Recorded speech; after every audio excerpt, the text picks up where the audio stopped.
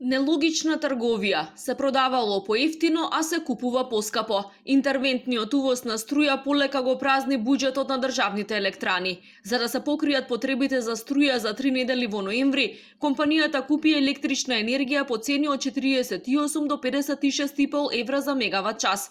Од друга страна, кога летово ЕСМ ги продаваше вишоците на струја, тоа го стори по многу пониски цени. Просечната цена по која се продадоа количините изнесува 43,5 евра за мегават час. На првата аукцијска продажба во јули биле продадени 55.800 мегават часови струја по цена од 44 евра. За истите количини во август била постигната нешто пониска цена од 43,2 евра. Симптоматично е тоа што продажбата продолжи и во септември и покрај тоа што тогаш веќе на големо се зборуваше дека сушата ќе удри врз енергетските капацитети и сериозно ќе го наруши производството на електрична енергија од хидроцентралите. Во септември била продадена помала количина од 32.400 мегават часови струја, но по највисока цена од 44,32 евра. ЕСМ од продажба на струја годинава успеала да заработи над 6 милиони евра. Од компанијата велат дека извозот бил многу поголем претходните 2 години. А да ЕСМ во текот на 2018 година продаде вишоци електрична енергија во вредност од 21 милион евра.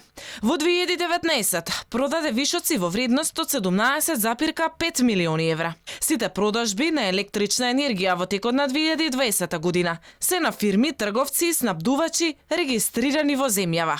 Согласно плановите за производство, термоелектраните имаат реализација од 82,15%, хидроелектраните 82,15% и ветерниот парк 110,64%.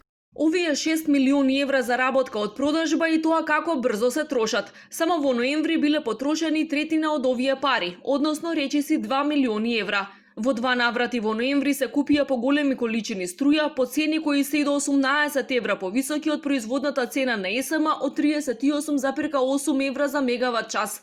Поради големата разлика во цените, загубите само досега изнесуваат половина милион евра. И додека метеоролозите најавуваат продолжување на сушниот период до крајот на годинава, се поизвестно е дека увозот на струја ќе продолжи и во декември. Хидролошката состојба е алармантна. Најзагрижувачка е состојбата на Преспанското езеро, чиј водостој е за 44 сантиметри под законскиот минимум, додека нивото на Охридското езеро е за 1 сантиметар под најниската кота. Единствено Дојранското езеро е над просекот во ноември. Водостојот на реката Вардар во последниве десетина дена кај Егуновце е паднат за 4 сантиметри, кај Велес за дури 35, а кај Демиркапија за 14 сантиметри. Слаби и под минимумот за овој месец се и водостоите на реките Црндрим, Црна река, Крива река, Треска, Лепенец, Пчиња, Сатеска.